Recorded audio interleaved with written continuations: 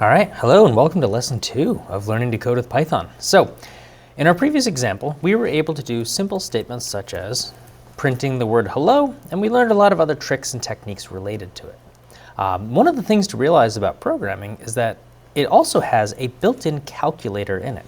So instead of printing a message, I can drop those quotations on the words and I can put in numbers with mathematical kind of jobs or tasks assigned to them, right? Print 1 plus 3. You all know what the answer would be. It's going to give us 4. All right, so our program can actually calculate or display mathematical calculations of things to us. All right, so we have addition, we have subtraction, right? 5 minus 3, we can run that, that gives us 2.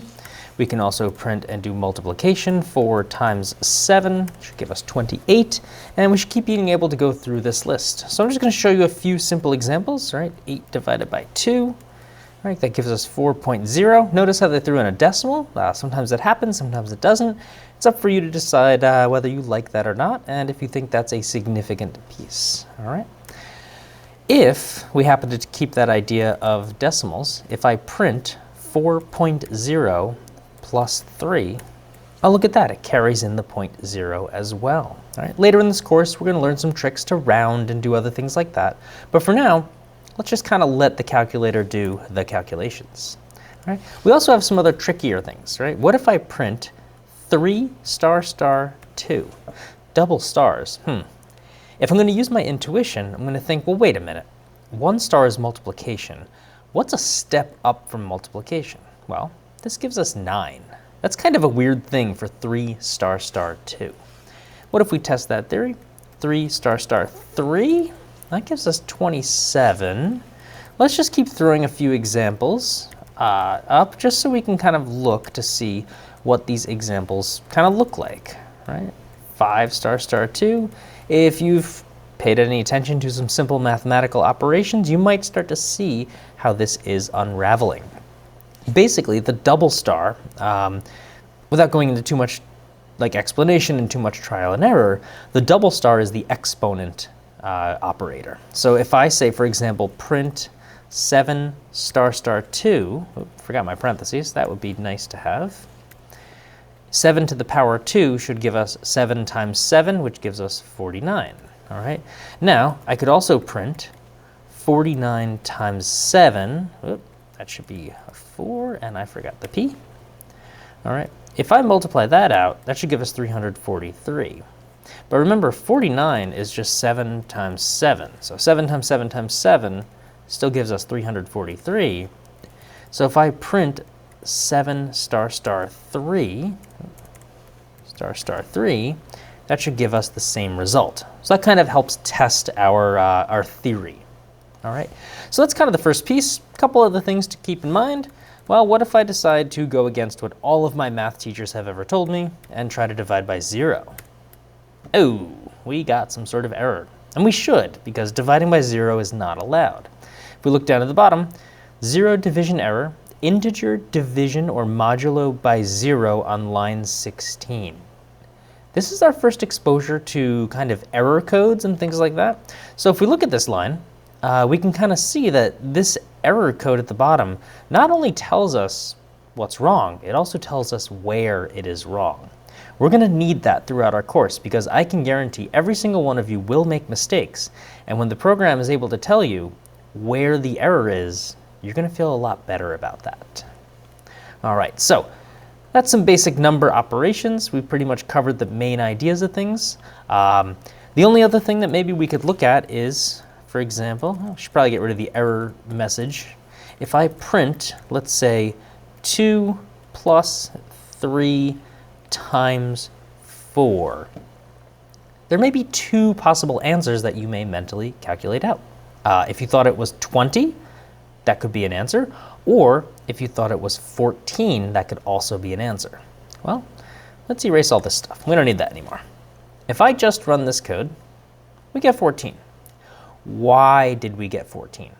Well, essentially, 3 times 4 has to happen first. If you remember the rules of PEMDAS, P-E-M-D-A-S, basically you do parentheses, then exponents, then multiply, then divide, then add, then subtract. So if we're looking at this, even though we told it 2 plus 3 is the first thing in the commands, Python is following that PEMDAS rule. So it is multiplying the 3 times 4 and then adding that to the value of 2. How could we get the 2 plus 3 to happen first? Well, we're going to actually go in and add some more parentheses. If we snap some parentheses around this guy, now it is 2 plus 3, which needs to happen first according to PEMDAS, and then afterwards, whatever that calculates out to, 5, is going to be multiplied times 4. And when we run it, we get a nice 20 as a result. All right. So addition, subtraction, multiplying, adding, exponents, parentheses are very important in this. We can't divide by 0, makes sense, and we also have figured out ways to enact PEMDAS and do some other tricky types of performances within the mathematical operations. All right. And then the next little section, we're going to look at how we can incorporate or combine or fuse math with text. It's going to be pretty cool.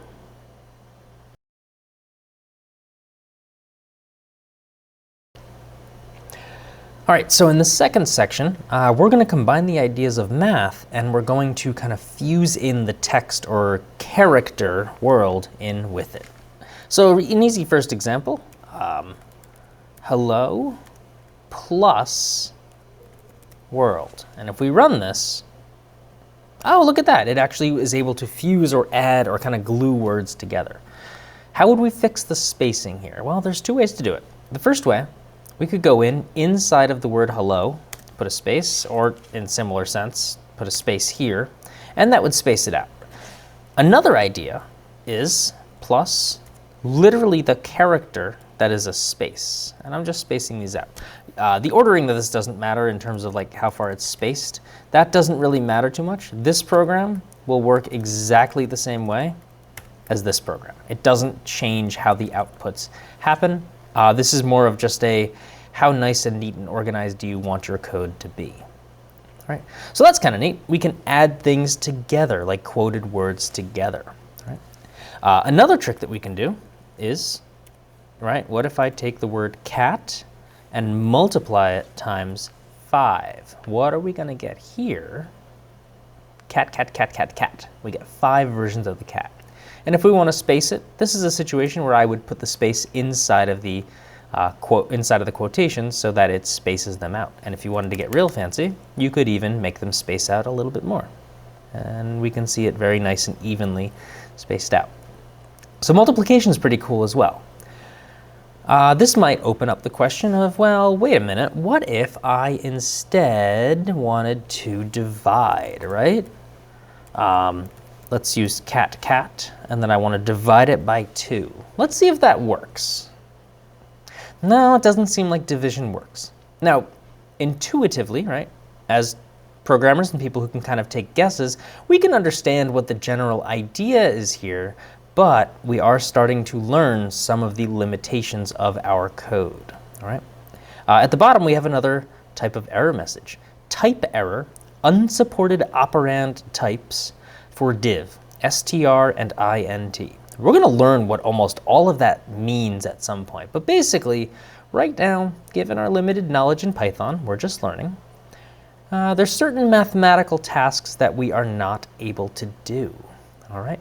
So, we can add stuff, we can do some sort of specific multiplication, but if I go back to that, this one right here, something to keep in mind is we didn't put the 5 in quotation marks, all right? And this is kind of, again, I'm setting up or planting the seeds of knowledge so that we can kind of look at this and see maybe there's something to these quotes and not quotes, and, you know, here's another error message where it's acting kind of weird.